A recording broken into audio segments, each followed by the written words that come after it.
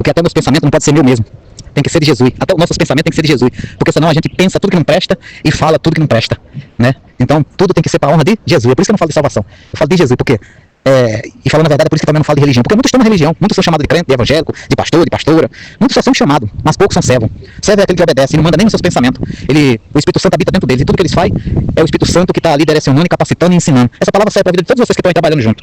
Bote aí para eles ouvir. Que tem que entender que não é crente, não é evangélico. É servo. Jesus chama servo. Servo é aquele que renuncia o pecado, renuncia seus próprios desejos. Já pensou você renunciar seus próprios desejos? Lutar contra a tua própria carne. Porque a luta é contra nós. É uma tempestade espiritual. É para você lutar entre você e o Espírito, entre o teu corpo. Porque o corpo só pede o pecado. Ele só se inclina para o pecado. E aí é uma luta, uma batalha todos os dias um golia para botar abaixo, todos os dias uma luta. Porque chamado de crente muitos são, chamado de evangélico muitos são. Agora chamado de servo são pouco, meu amigo. Então eu vou repetir, não mandamos nossos pensamentos, que é no que é dos outros. A gente nessa terra, a gente brinca, a gente ri com as nossas brincadeiras, as nossas palavras, mas é verdade que muitas coisas temos que medir, né? E a gente não é dono de nada. A gente não é dono nem da nossa vida mesmo, da nossa alma. Por isso temos que estar se afastando do pecado, lutando para que o Senhor possa salvar a nossa alma, para que a gente quando morrer tenha um lugar de descanso, tenha uma vida eterna, porque a vida aqui na terra passa e passa rápido.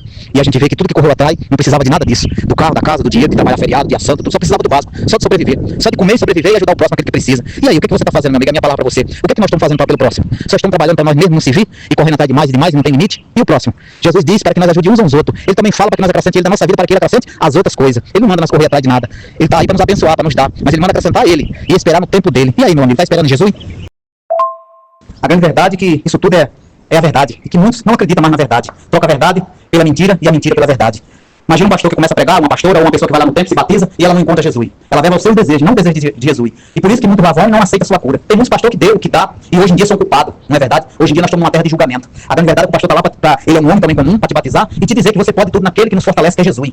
Mas desde que você começa a desinfectar, como se fosse uma droga saindo do teu sangue, a se libertar do teu pecado. E aí começa a luta entre a carne e o espírito, porque a carne só se inclina pro pecado, eu continuo falando. E aí muitos até conseguem chegar até um cargo de pastor e pastora. Mas quando eles acham que eles já são poderosos, são melhor do que os humildes e um servo, são melhor do que o mandarino, e quando eles começam a se contaminar hoje em dia por a sua arrogância, o seu poder, achar que eles são poderosos, eles podem curar, eles podem expulsar demônio, pisa na cabeça do demônio, falha, acontece, e começa a brincar com o demônio. E não é para nós brincar com ele, não somos servos dele, nós somos servos de Jesus. Nós servimos a Jesus.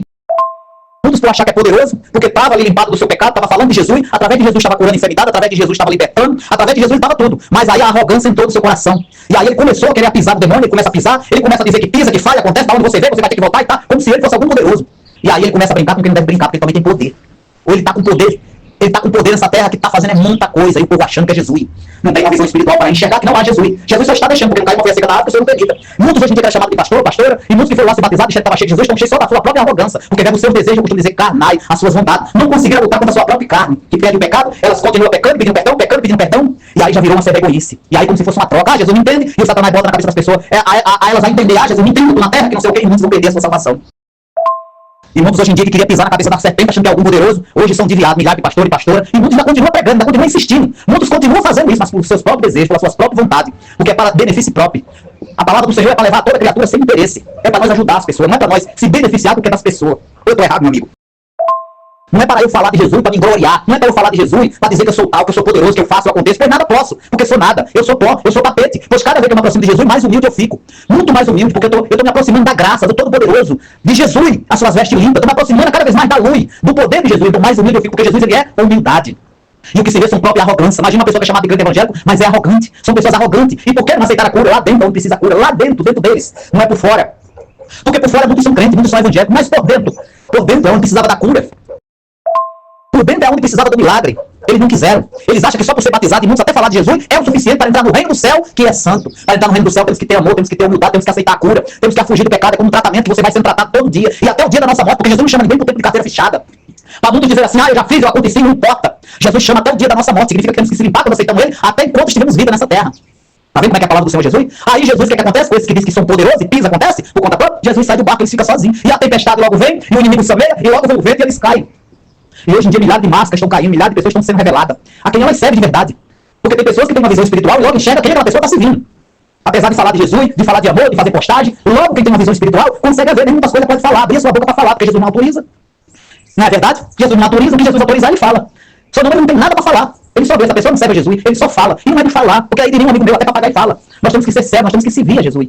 Aí Jesus faz o quê? Sai do barco e o vento vem, balança para lá e para cá, balança. Aí eles vão reclamar. Muitos que eram crente, eram evangélico, aí porque o pastor, porque o pastor isso, porque o pastor aquilo, porque aquela religião não presta, porque aquela outra religião não presta. Jesus não pregou religião. Jesus pregou amor, ele pregou cura, ele pregou liberdade. As pessoas querem pregar religião. Religião e política não se discute. Não se discute. Porque o que dá a salvação é a renúncia do pecado, é Jesus. Jesus é que salva, não é a religião. E hoje nós estamos falando de milhões de religiões em toda a terra. Não é verdade? Muitos pulando de galho em galho, vai lá, vai cá, vai lá, vai cá, vai lá, vai cá, vai lá, vai cá. Conheço muitas pessoas que estão desse jeito, homens e mulheres. Vai lá, vai cá, vai lá, vai cá, vai lá, vai cá, e não consegue achar Jesus. Por quê? Não quer cura. Não quer cura. Quer buscar do pastor. E o pastor, aí dá. Vai no tempo, vai buscar do pastor, buscar profetização. O que Jesus falou, deixou de falar. E na maioria das vezes ele escuta do próprio Satanás. Porque Jesus não vai dar para quem está no pecado. Jesus não vai dar para eu aqui se eu estiver abraçado no pecado. Será que não entende? Jesus não vai me dar para mim. Ele não vai me abençoar até enquanto ele achar que tem que fazer. Se ele não fizer, não deixa de ser Jesus. Se ele não fizer na minha vida, ele vai fazer na tua, faz na minha vida. Se Jesus não fez na minha, ele faz na tua. Mas não quer dizer que ele não habita na minha vida. Ah, ele fala de Jesus, mas não tem nada. Ele fala de Jesus, mas não tem uma casa, não tem um carro, ele não tem conta bancária, ele é ninguém. Ele não dá tempo para começar a trabalhar na semana, se não trabalhar na semana, ele não põe na outra. Verdade. Não é mentiroso o que está falando, se me conhece. Só que o que eu tenho é Jesus. Ele habita dentro de mim, o poder do Espírito Santo. Mas não quer dizer que ele não faz na tua vida. Não quer dizer que Jesus não vai te abençoar. Porque se ele não fez na minha, de alguma maneira que os teus olhos não estão vendo, que fez muito e está fazendo, mas os olhos de vocês não enxergam, porque o meu galardão não é aqui nessa terra, pois o meu reino é no céu. Lá é onde está todo o meu tesouro, lá é onde eu estou juntando todo o meu tesouro, para onde eu vou para viver uma vida eterna. Por que eu vou juntar tesouro nessa terra? Da onde eu não vou levar nada, onde a traça, o cupim, a serrugem comerá tudo. Quantos milionários se passaram por essa terra? Quantos poderosos? Quantos famosos? E aonde que eles estão? O que levaram dessa terra? Por tão pouco que foram lidados para passar dessa terra. As pessoas acabam com a sua vida, vivem todo o seu tempo correndo atrás. E quando eu digo isso, não é só de rico, é pobre também. E para quê? Que era para você viver com o suficiente e ajudar as pessoas que estão na sua volta. Aquele que pega um prato de comida, que tem fome, e um copo d'água que tem sede. A grande verdade é que eu tiro o básico da palavra do Senhor, que eu não sou conhecedor, Jesus sabe, nem o leitor, Jesus sabe, nem o escritor, Jesus sabe, nem o poderoso, Jesus sabe. Que eu tiro o básico, sem mencionar nome dos discípulos. Veja aquela passagem do Adão e a Eva, que eles estavam ali, nu, mas não se enxergavam, porque não tinha pecado. Ele não estava praticando pecado, por isso ele estava nu. Mas a palavra do Senhor diz que quando um comeu a maçã, e aí se infectou pelo pecado, começaram a se enxergar, que o outro também comeu, porque estava nu. Ou eu estou errado o que eu estou dizendo. E aí o que acontece? Ele se escondia através de folha. E Jesus já sabia que eles tinham ali se enganado pela cobra, e tinha caído no pecado. E o que acontece? Jesus diz a palavra do Senhor que o próprio Jesus tirou roupa de couro e cobriu a sua nudez. E hoje em dia ele se vergonha de andar coberto. A terra inteira está desta forma. Como que pode as pessoas dar conta da palavra do Senhor? Aluno não quer mais casamento, não quer compromisso, não quer nada. Velho o seu desejo. Tomei na passagem, né? Tomei nessa pequena passagem da mulher do fruto de sangue que Jesus curou. E o que Jesus pegou? Jesus não pegou nada. Tomei a pequena passagem, a gente tira, né? Daquela mulher que estava aí no pecado, que aqueles outros trouxeram ela, para que todos apedrejassem ela. E Jesus perdoou e diz: aquele que não tiver o pecado, atira o primeiro pedra. E diz: mulher, vais e não peque mais. Olha o que Jesus diz: vais e não peque mais. Ele está dizendo para não ir, e não para ir, né? E não pecar mais. Mas o que vê são as pessoas que vão até Jesus, mas não aceita a cura. Muito recebe a cura, mas continua no pecado. Por quê? É uma cura só de aparência, ele não recebe a cura por dentro.